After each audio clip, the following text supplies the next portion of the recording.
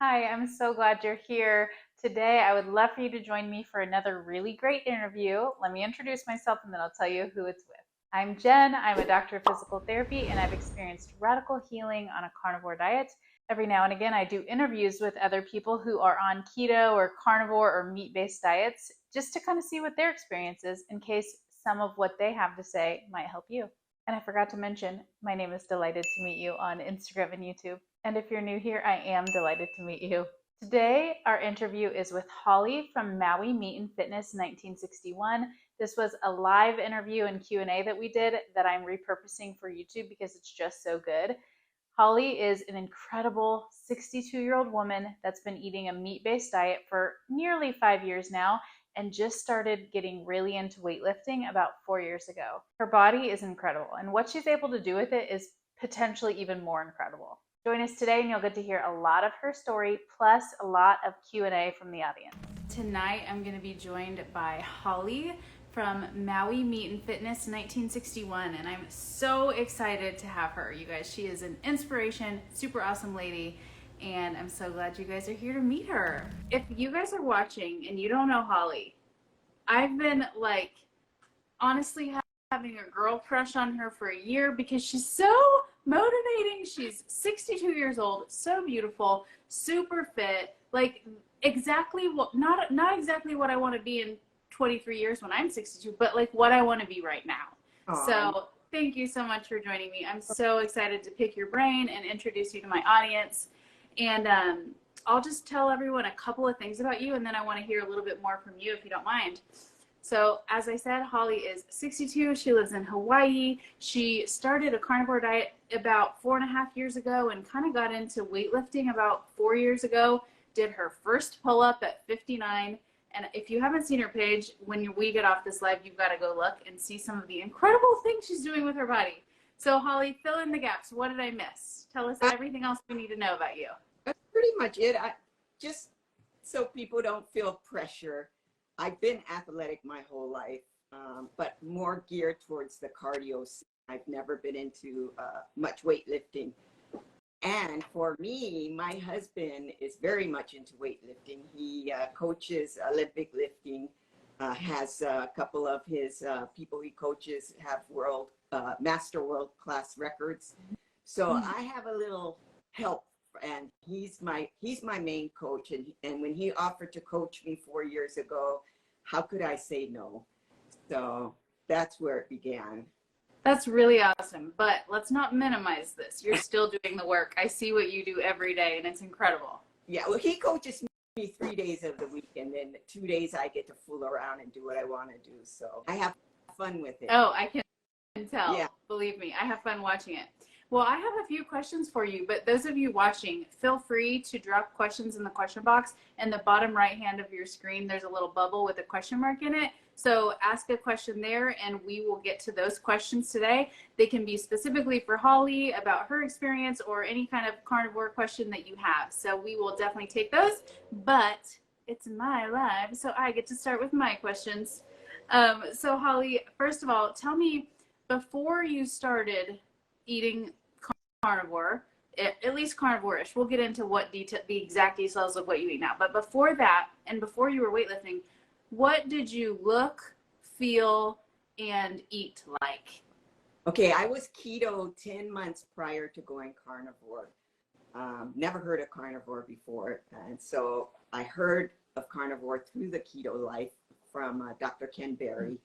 Mm-hmm. And I was reluctant to even start carnivore. My husband went first. He went about 8 months prior to myself. And what I told him was, well, when you die, somebody has to spend your life insurance. So I better continue eating the way I'm eating and watch you do the carnivore so I can use your life insurance.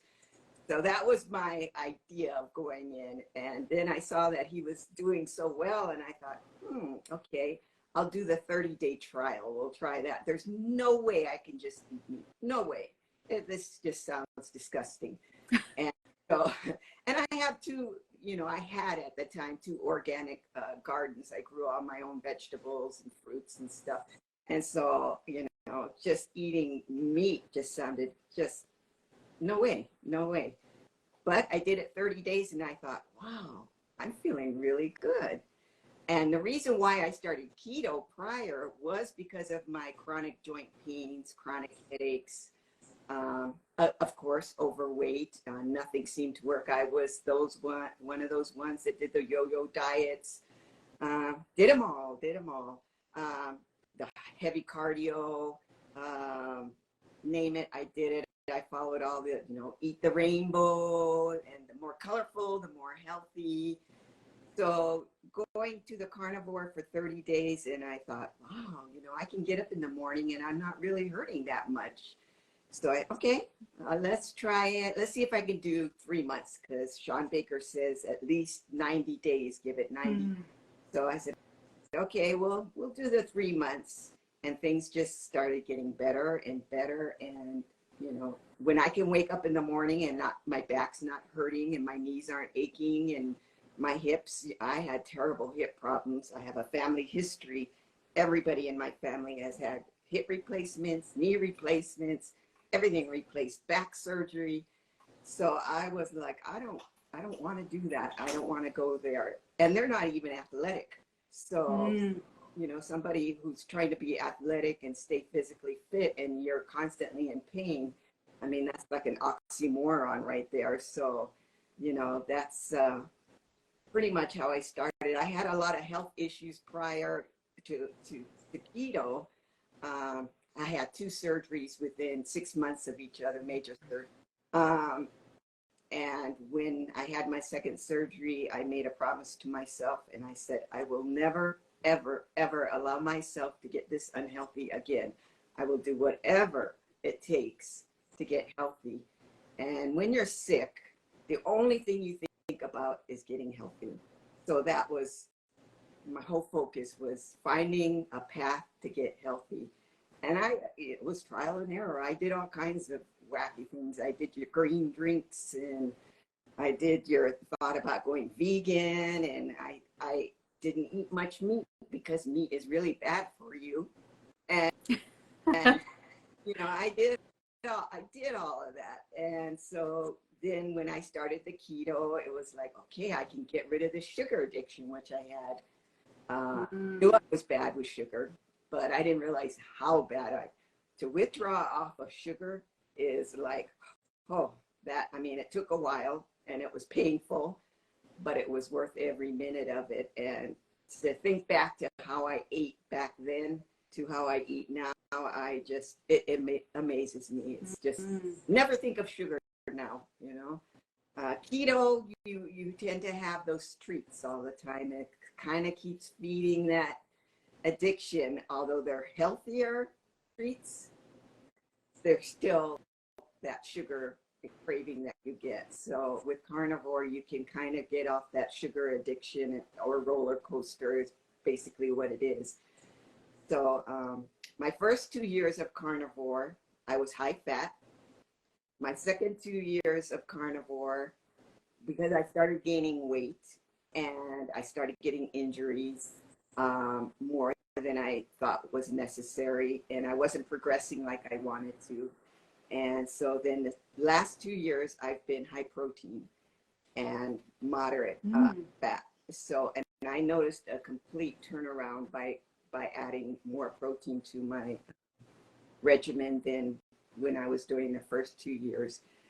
Injuries are minimal now. I actually have more energy now and more strength. Now I'm seeing progression a lot quicker than I did back in the first 2 years. So that's where I'm at now in this wonderful journey. That's so incredible. Thank you for sharing that. So do you know about what % of your food now is from protein versus fat, since you've gone more high protein? I don't track. I tried a week, and just not my personality. But what I track is I make sure I get 30 to 50 grams, more like 50 grams per each meal. I want 50 grams 3 times a day because I want to stimulate muscle protein synthesis, which needs a requirement of 30 to 50. The older you are, the more protein you need, because you don't synthesize as efficiently as you did when I was 30. Mm. So it requires more and more thought put into it. So I technically eat 3 meals a day, but I really only eat food twice a day. So I wake up in the morning and I start my day off with a protein shake, which is a big no-no in the carnivore community. But it for me. And so, and I know I got my 50 grams of protein because I do a double scoop, and each scoop is 25 grams. And I have a lot to do in the morning. I don't have time to sit and eat and stuff. So, and I'm not hungry. I'm intuitive when I eat when I'm hungry. So I down that to get my day, my protein synthesis started, my muscles going. And then I have a very large brunch. That's my main meal of the day is and it's always centered around meat is my prize. What meat am I going to have today? I tend to go with the leaner meats now, but I will have a fat day. But I just prefer the leaner cuts personally. And then I have my dinner after my workout, and I will also have another protein drink. I know it's not supposed to be, but I know I'm getting my 50 grams of protein in that meal. So, and then whatever I have with it, I really don't care. It's meat, bone broth, yogurt, Greek yogurt, because it's higher in protein. So that's pretty much how I do it's about 2,000 calories a day, give or take. Okay, so about 2,000 calories and about probably 150-ish grams of protein, it sounds like. Yes. Some people, there's a few people commenting, so I want to touch on what they're saying. First of all, knowledge official, you're definitely not in the right place. I understand that you're healthier without meat. You're not going to find any information you like here. So you're welcome to continue watching. We're happy to have you, but this is not your group, okay? And then second of all, the carnivore mummy, she mentioned that she, like you, her husband started it first, and then she saw the benefits and then came along. And I just want to mention that because people message me all the time and say, how do I get my loved one to do this? How do I get so-and-so? And it's like, you can't get anyone to do anything against their will. There's no chance we're going to get knowledge official to do anything against their will, this person watching. But if they watch you and see how you're thriving and they decide to do it, that's how you get them to do it. So just don't force it, just demonstrate, and maybe they'll come along. When they come to you, my theory is you can lead a horse to water, but you can't make them drink, right? But when they start asking questions, and get interested, then that's when you can start sharing your information and stuff. But you can't force anybody to do something they're not ready to do. Yes, agreed. And to your point about it's a no-no to do protein for carnivores and blah, blah. Well, if anyone has anything to say about it, I'm pretty sure they can take one look at you and see that for you, you're not doing anything wrong. Now, that doesn't mean that everyone would do great on a higher protein diet or that they should include protein. And someone actually just asked in the comments, what about the lactose in the yogurt? Well, it seems that none of those are issues for Holly. So you've got to kind of experiment with this stuff for yourself because you may do fine with the lactose in yogurt. You may do fine with a protein shake for breakfast. We're just all different. And we all have different goals. I'm not saying I'm zero carb. That is not me. I have carbs. I don't think carbs are the devil.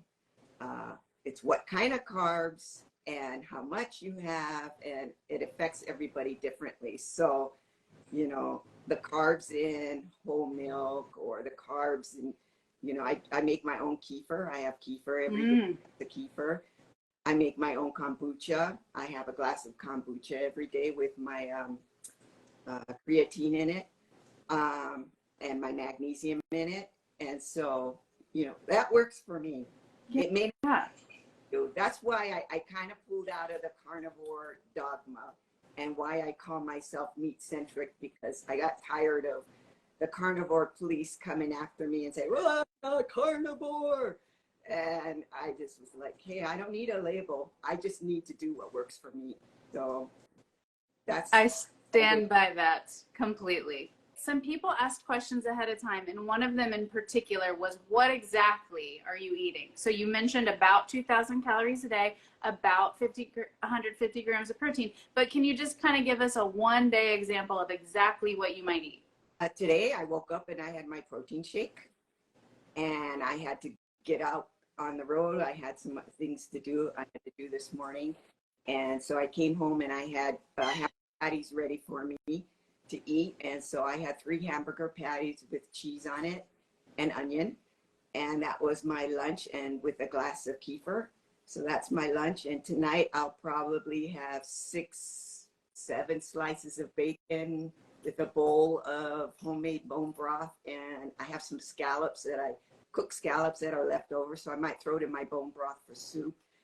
I'll have my shake after my broth, and then I will maybe have a little avocado if there's one that needs to be eaten, maybe not. What I've been doing this week with my Greek yogurt is adding a handful of blueberries before I go to bed, and I've noticed my sleep has been so improved. Instead of 5 to 6 hours, I'm up to 7 and 8 hours without waking in the night.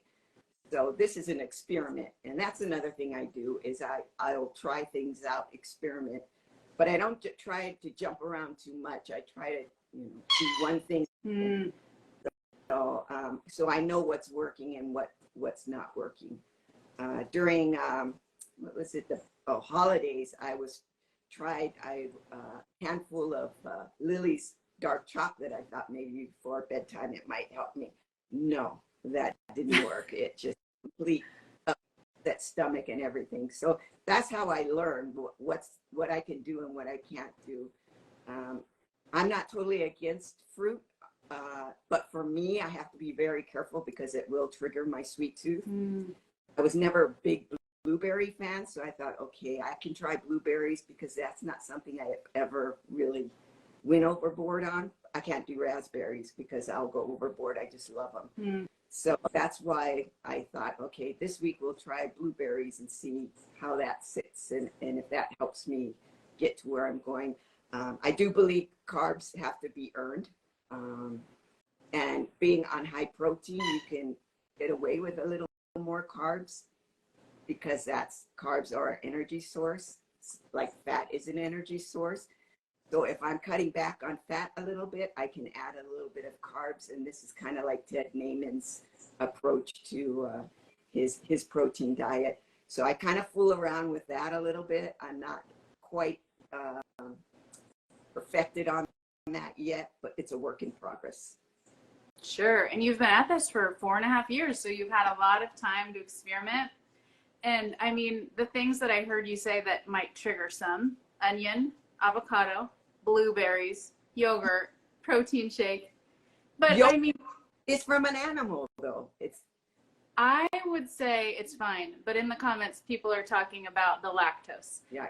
So I hear you though. I would potentially add some of those things to my diet if it seems appropriate. And so, I'm not naysaying here at all. I just pointing out that some people are probably like, yeah, what I preach on my IG account, it's not one size fits all. What works for one person may not work for another.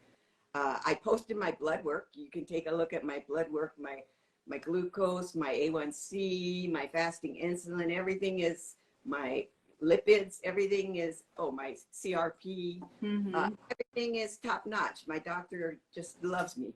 And so it's not like it's not working.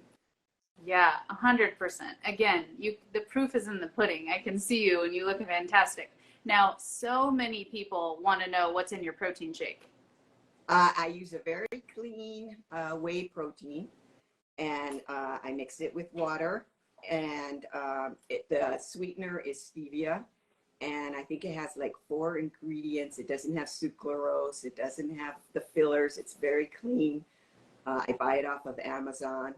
It is chocolate flavored, but I don't like sweet. I can't have anything overly sweet. So this was one of the ones. There was one that I see a lot of carnivores pushing, and I bought it once. and it was just like, oh my God, there was so much sweetness to it. I couldn't handle it. So I go for the less sweet flavor. Okay. Do you happen to know the brand, just for those that care to know? It's off of Amazon, and it's called Level, and it's a whey protein. Okay. And you just mix it with water? Water. At night, I mix it with kefir. Water and kefir. And you said it's called Level. Level, yeah. Okay. Black Island Girl 2. It's Level. Okay. A couple more questions that were previously asked, and then we'll get to these ones people are asking here tonight. What is the best program to start with pull-ups? That one, it took me a year to get there. So, you know, it's a process. The older you are, the longer it's going to take. But I started off using the bands, the resisted bands that they have different widths to give you different type of resistance. Putting the foot in and pulling myself up, and you start off with whatever size that you need to get you up to the bar. I also did a lot of negatives where you jump up to the top and you slowly come down. I also did a lot of, what's the word? Shrugs, shoulders. Getting used to, because you're not using your arms for pull-ups. This is where people make a mistake, is they're trying to use their elbows and their arms, and you're using your back muscles and you're using your abdominals. And so if you try to pull with your arms, you're not going to get there. You want to pull with your back muscles. So by doing the shrugs, it teaches you how to isolate those muscles so that you get the feel of, okay, this is where I'm pulling from.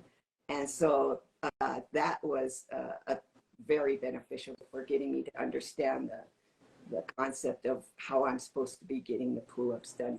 So you get the bands, and you just gradually go up, lesser and lesser assistance with the bands.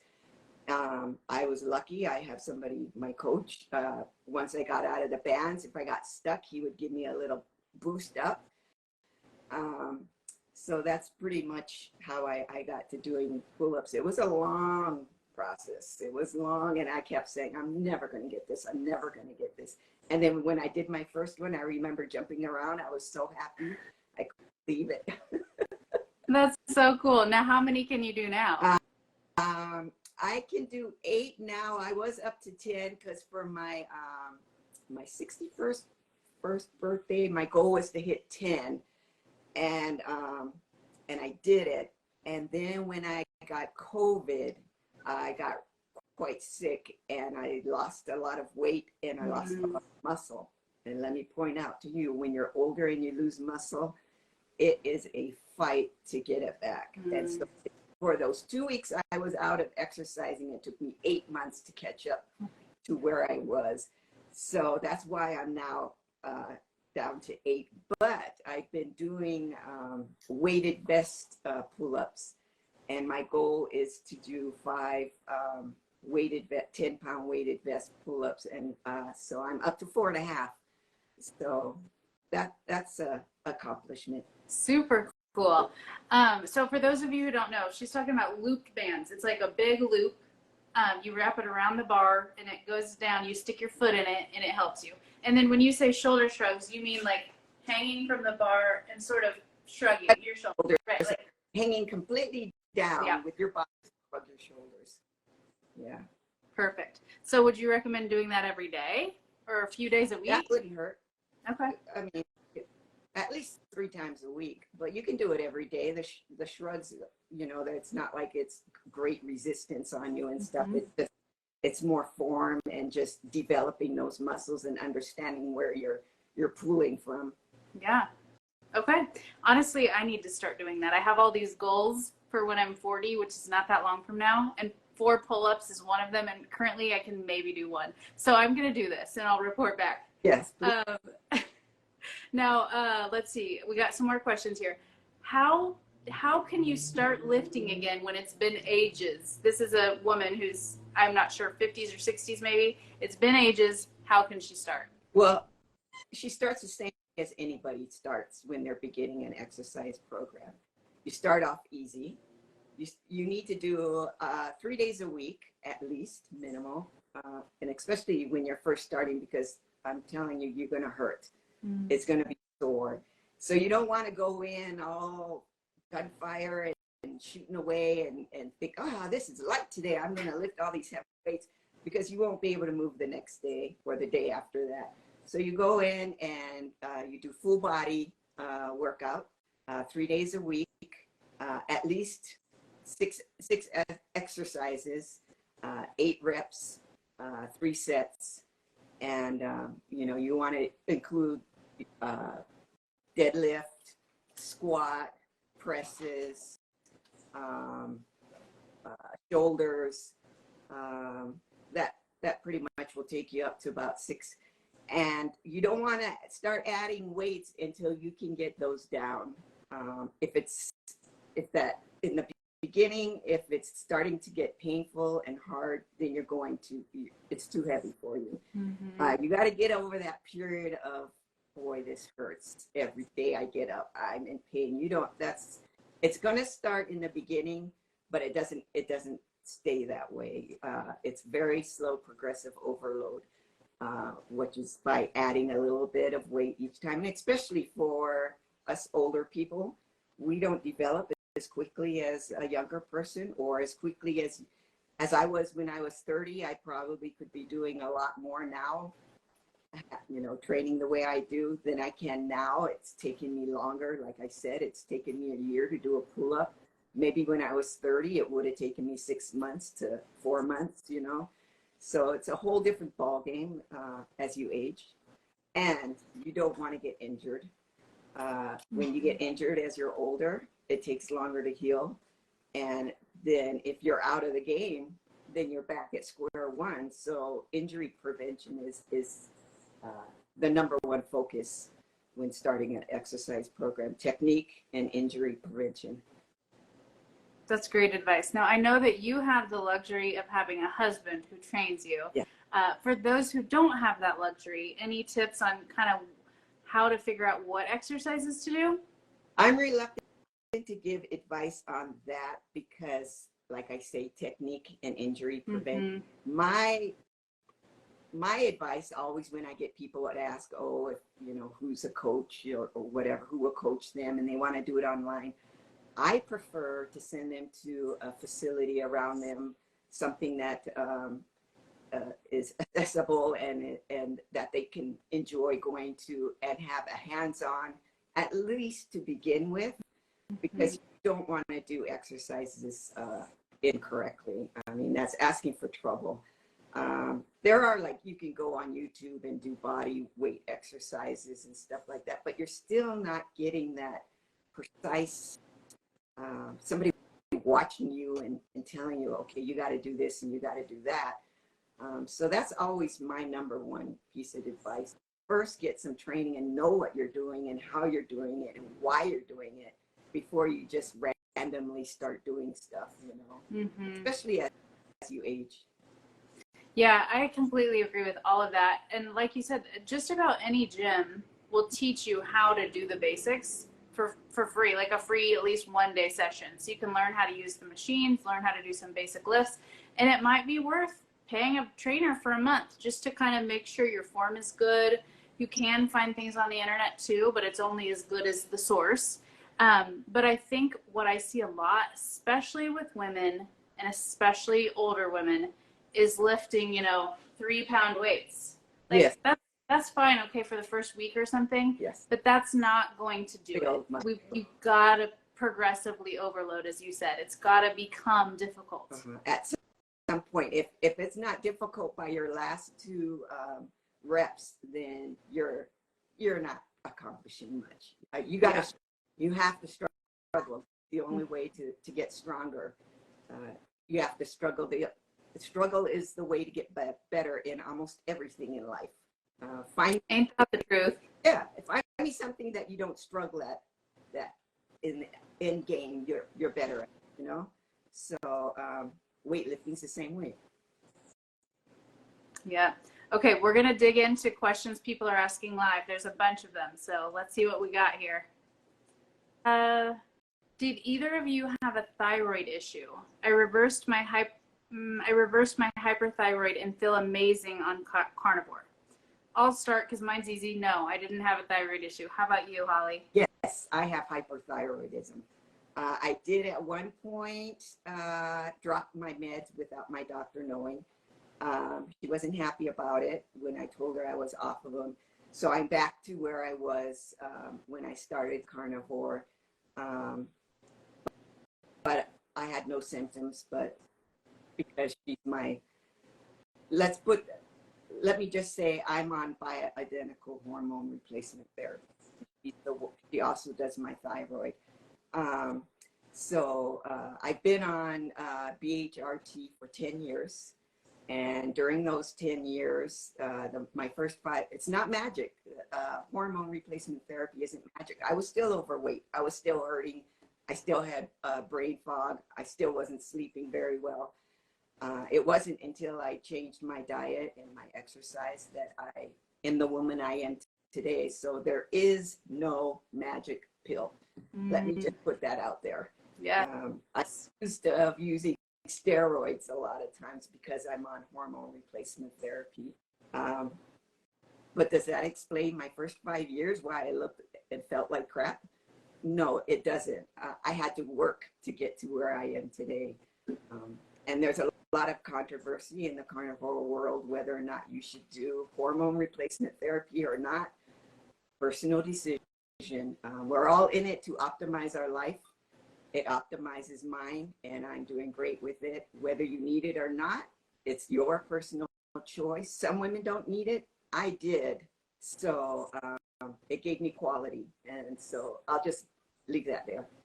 As far as the hormone therapy, I mean the thyroid question goes. Now, somebody was asking, is that pellets? They just started HRT pellet injections. No, I don't do pellets. I do oral and topical. Okay. And then Badger Milk said, Holly is my spirit animal. Me too. Me too. Okay, so you answered this already, but for those who maybe didn't hear that, the question is, do you ever eat carbs? I do. Minimal. So you mentioned blueberries, sometimes kefir. For avocado. I spice my meat. I've never, when I started carnivore, I've always done spices because what good is a diet if you can't sustain it? And to me, that was the way I could sustain it long term. So you have to do what works for you. Only you know what will work for you. I'm not dealing with a lot of autoimmune issues. I don't have any actually, unless you consider hypothyroidism autoimmune. That's debatable. So, you know, it's a personal choice. Do what works for you and I don't listen to the white noise. I do me. That's the best thing you can do, I think. Okay, I'm sorting through because there's some more questions here. Isn't working out in a gym just pretending that you have farm chores? Okay. Hey, nothing wrong with yard work and farm chores, boy. That's just as good as working out in the gym, if you ask me. Yeah, and so some of what I see you do is like carrying heavy things, like carrying a bucket. Yeah, I do the farmer's carry and I do the suitcase carry, and I mean all of I call myself functional fitness. Everything I do is going to help me in the long game. What's the end game? I want to be up and mobile when I'm 89. So everything I do is keeping me up and mobile as I age. That's my prize. Yeah, the things that I see you do that are not farm chores, handstands. Yeah. For a long time. Basically the splits in the air up against a wall, that's incredible to me. How long will it take me to be able to do that if I start practicing? Well, let me tell you, I was a cheerleader in high school, and then I got 100% scholarship cheerleader in college. And then from there, I was hired to start a program, the YMCA conditioning program. And then from there, I was hired by all the military bases on Oahu. I was living on Oahu at the time to start conditioning programs for them. And then I was hired to run a program for them on conditioning. So, like I said, I've been in the fitness field for years. So it's kind of, I've always kept up with it. Can you learn the splits when you're 40 and 50? Sure, why not? I say no limits. Okay, but it sounds like you've been flexible for a while. So if it takes me a long time, I won't take it personally. Don't be, yeah. You start where you're at. Okay. Now there's some questions about your food. Do you eat all organic? Well, No. Do you eat all organic, and do you get into like pasture raised, grass finished, all that? Nope, I'm a conventional girl. I do get gifted a lot of venison. We have a deer problem here on Maui, so I have friends who do a lot of hunting. So I'm gifted a lot of venison meat and bones, which I make my bone broth with. But having lived in Hawaii with one of the highest rates of cost of living, it's very expensive. So I eat what I can afford. If it's game, I eat game. If I have to go to Costco, I eat Costco. If it's on sale at another grocery store, I'm buying it. So I know that's a hot topic in the carnivore community as well, but I seem to be doing just fine.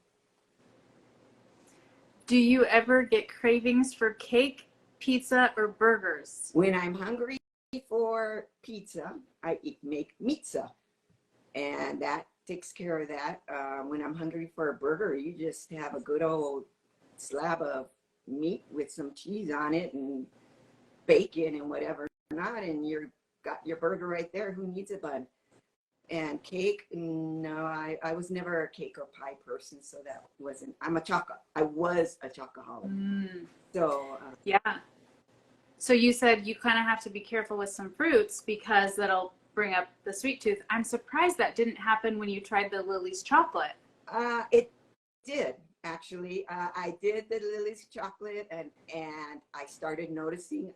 First, I did just a little handful, and then a couple days later, the handful got bigger, and then a couple days later, it was getting bigger, and I was getting more upset in my GI, and I said, okay, if this is what I'm thinking about all day long, I can't wait to get my handful of Lily's chocolate, then this means this is the problem, and I have to stop.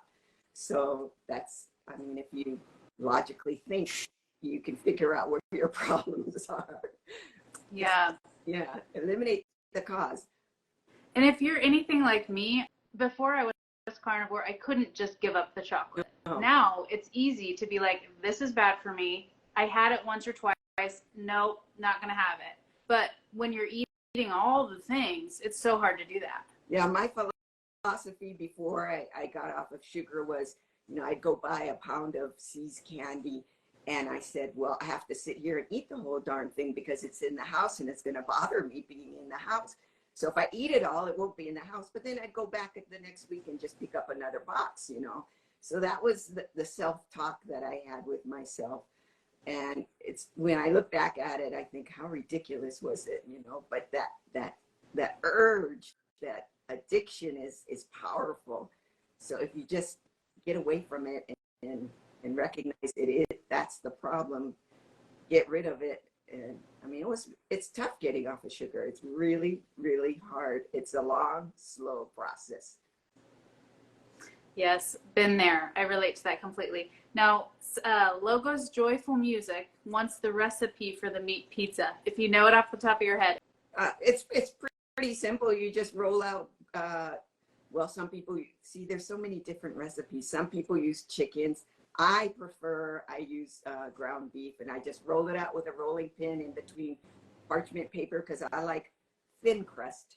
And I just roll it out super thin and throw it in the oven, cook it till it's done. You can season it or not season it, whatever. You can mix it with eggs, and I use some panko ground, what is that? Pork rinds. Grind it up and put a little bit of that just to give it some stickiness to it. and Parmesan cheese, cook it up, and then bring it out and put your toppings on it, throw it back in until your cheese is bubbly and whatever meat on it is cooked, and slice it up and you got pizza. It's delicious. Yes, I can attest to that. Now, Rex the Velveteen Bunny wants to know, what do you take for electrolytes? I don't. I did the first year. I will say because everybody said you needed to take electrolytes, so I did. But my husband never, ever, and he's been carnivore for, I think he's going on 6 years now. When he started, he didn't, and he still doesn't. We both take magnesium. We both use creatine. We both use glycine. What else? I did have to add vitamin C in because I started bruising easily. So I found with 1,000 mgs of vitamin C, my bruising went away. Other than that, that's pretty much what we do. Salt, we salt everything to taste. Red mint salt. Okay.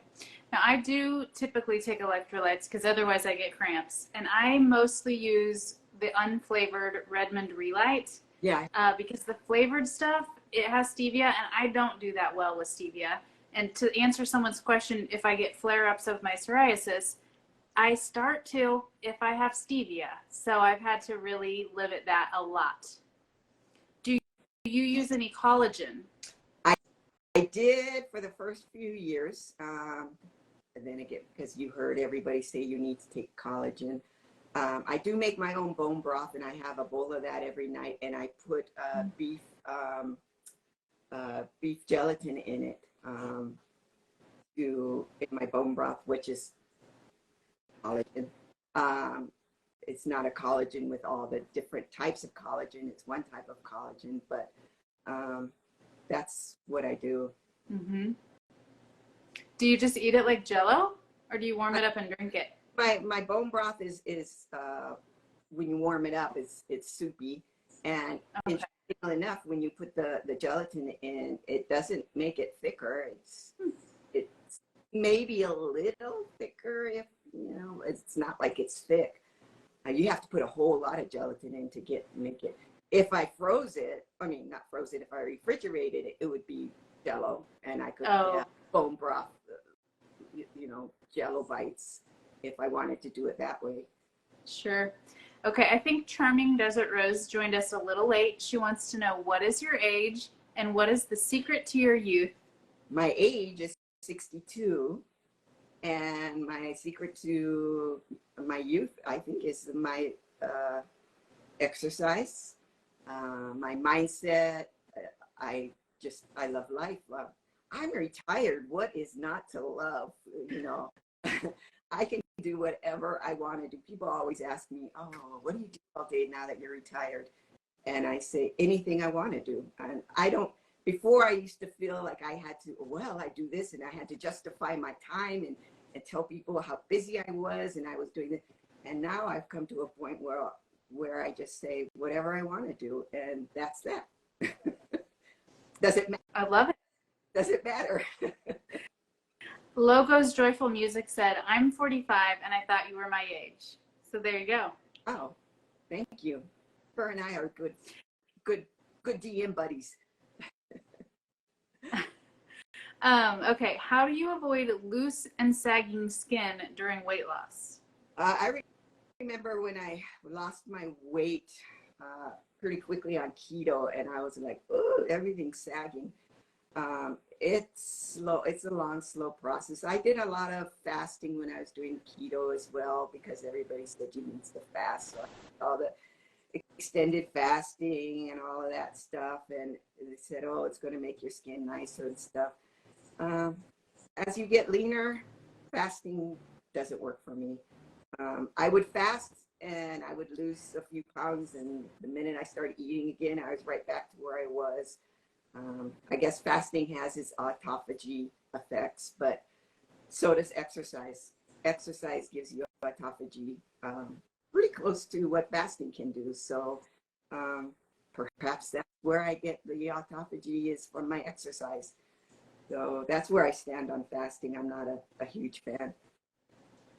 Now, I know you've answered this multiple times, but people are still asking to give an idea of what you eat in a day. So if you don't mind going over that one more time, some specifics of what you might eat in one day. Okay, let's see. What did I eat yesterday? Woke up and I had my protein shake. And for lunch, I had a higher fat meal than I normally do because I'd made some hot crab dip, and I fried up a fillet of wild salmon, put it on top of it, and so I tried to eat two, but I was so full that I only ate one and a half. So that was my meal yesterday. Oh, and let me just add, I do eat fermented kimchi and sauerkraut. I have a small bowl at lunch with my meals. That's something I introduced the beginning of the year, this year. And for dinner, again, I pretty much have the same dinner every night: bacon, bone broth, whatever leftover meat, I'll throw it in my bone broth, a shake. And again, I'm on Greek yogurt this week, so trying it out with the blueberries, see if it makes a difference at all, or how I respond. So that's kind of what my eating. I don't snack. I never snack. I'm not hungry. Mm-hmm. When I eat until I'm satiated. I don't eat till I'm overly stuffed. I just eat till I feel comfortable, and then I'm good for my next meal. Before you were carnivore, did you have that same control? No. I had hangry, and I would shake, and I had to eat something constantly. I snack. So, yeah, just awful. Been there. I hear you. So I'm curious about some of the plants that you've added back over the years. You mentioned the blueberries seem to help you sleep. Is that right? This week, yes. Okay. And what did adding the kimchi with lunch do for you? I just thought it would give me a little bit more gut bacteria, probiotic. It's not a whole lot, and it was a nice. It kind of like cleans the palates in between your bites of meat, kind of like a cleanser. And I don't know if you know Dr. Sean O'Mara. He's the on Instagram, talks about sprinting and visceral fat, and he has all his MRIs. And so he was talking about adding in fermented foods to the carnivore diet. So I thought, okay, yeah, it's okay. I'll try that. I'll give it a go, and it went well. So I'm still doing it. Okay. Now, do shakes make you feel bloated? This person got a new plant-based protein and feels bloated. That's because it's plant-based. Need I say more? Yeah. But the kimchi does not make you bloated, right? And it's not like I have a little tiny bowl, maybe a couple tablespoons of kimchi. And it's fermented. So usually the bloat is your body has to ferment whatever raw cooked vegetables you have. That's the fermenting process. If it's already fermented, I don't have to bloat up to ferment it. It's done for me. So it just does its thing and goes through. So makes sense. Were you ever overweight, and did you lose weight? Yes, I was. I think my highest weight was 173 pounds. My lowest weight on carnivore was 130. I lost most of my weight on keto. That was about 30 to 35 pounds. And then I wanted to change my body composition. So, of course, carnivore was going to do that for me. And so that's another reason why I went carnivore, just because I saw how lean and mean everybody was getting on the carnivore. Sean Baker, how fit he looks. So I thought, okay, well, this is going to make my athletic performance better. If my athletic performance gets better, then my body's going to look better. So, but I actually found higher protein actually made me leaner, better than the high fat. So to each their own. As far as the hormone changes with menopause and stuff, decreasing your fat did not negatively affect that, right? I'm still on the same as I was doing prior. So okay. You've gotten some compliments about your skin glowing. Do you do anything in particular for that? No, I use tallow to take off my makeup. I'm in the sun a lot. I live in Hawaii. I've lived here my whole life. My mom always gets on me about not putting sunscreen on and my skin that's looking like leather, and not really caught up in the physical beauty of it all. I mean, it's a plus. That's great. If it's a huge concern for you, it's really not for me. I want to feel good, and when I feel good, I look good. And when you look good, you're happy and you're healthy. And so that my focus isn't on getting younger. It's feeling youthful. I love that. And I would say I do put a priority on beauty as well. But I think where we would both agree is if you want to look better, stop trying to get skinnier and get stronger. Absolutely. Yeah. Everybody knows as they age, they start losing muscle mass. And when you're weighing yourself on the scale is just going to tell you what your gravity pool is. It's not going to tell you how much muscle you have, how much fat you have. The most interesting thing that I had discovered on this journey was when I went for my DEXA scan last year. And I was at a higher weight. I was at 137 pounds. And I was like, oh my God, I'm going to fail this DEXA scan. I'm going to be super fat and my body fat. And so I went, and when I got my results, it came back 17% body fat. And I was like, wow, but the scale was telling me that I was fat and overweight. But my DEXA scan is giving me a whole nother story. So, I used to step on the scale and it would just ruin my day. If I had gained weight, it would just, I was miserable all day long. And I had to put the scale away because I didn't want my day to be ruined. And after getting the DEXA scan and seeing that, it really has little meaning, the scale. It's great data. You can kind of work around it, but it's not going to tell you very much. So highly recommend at least once a year DEXA scan.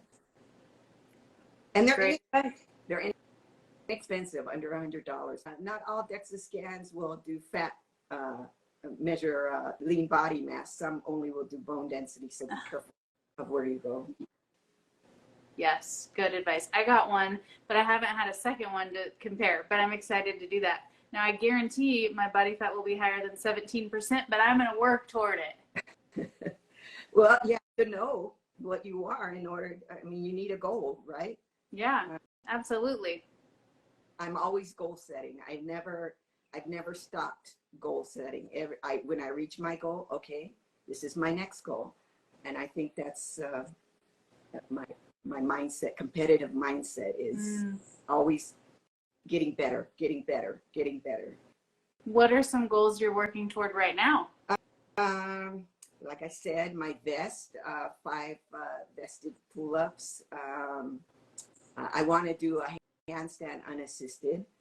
I'm looking for deadlift, 200-pound deadlift, 10 reps. What else? There are some others, but I don't have them on the top of my head right now. But I always go out in the gym, and when I walk in, I think, okay, or I see something, I think, okay, I'm going to do that. Oh, I know, pistol squats. I'm working squats. So, yeah, those are my latest goals. I love it. And I have so much fun watching you work toward them.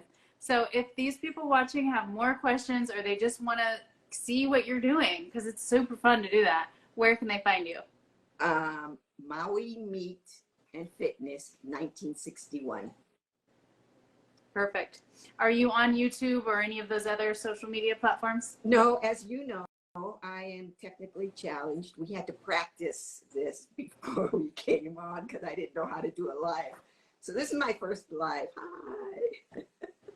But you did great. Well, and I've done a few. People have had me on as guests for YouTube talks. So I'm getting more comfortable as far as YouTube goes. So, so no, I don't do. And the reel I did the other day, which was of me sitting there talking, the confessions of an aging woman. That was the first time I ever really sat down, and I don't like the camera. Let's just put it that way. I'm actually camera shy, believe it or not, with all my posts that I put of me working out. When I'm working out, it's another story. because Mm-hmm. it's like it's not me doing it. I'm the athlete out there doing it. So yeah, I'm kind of an introvert. Well, in that case, I'm extra thankful to have you have joined me tonight. Thank you so much. And I will keep watching, and I hope you guys will too. Oh, thank you. And thank you, everybody, for joining us for this live. Thank you, Jennifer, for taking me out of my shell. Of course. We'll have to do it again sometime soon when you meet some more of these goals. Well, you know what you should have is my husband, Coach, for if you want to talk about fitness programs and stuff. He was supposed to be here today, but he had to work late. So if you're ever interested, he's a longtime carnivore. He got me onto carnivore. And he's the one behind my athletic performance. So he can answer coaching questions a lot better than I can. Okay. You've got yourself a deal. For someone asking, when did Holly start working out? Well, I'll let you answer that, and then we'll sign off. Okay. Well, like I said earlier, I've been actually an athlete my whole life. But as far as weights go, it's been 4 years. I've been consistently lifting weights. So never too late. And you should get on her page right after this and see what she's doing in the gym. It's really incredible, and I am amazed every day. Let me just say there's no expiration date on fitness. You're never, any age can get fit. So no excuses. I love that, and that's the perfect way to end. So thank you again for joining me. Have a lovely night, and thank you guys for watching. I hope you guys like that. Isn't she just the best? I told you she would be. If you're interested in following Holly, which I highly suggest you do, you can find her on Instagram at Maui Meat and Fitness 1961, and I will put that in the caption. If you enjoyed this as much as I did, please like and subscribe, and catch me on Instagram where we can connect every single day.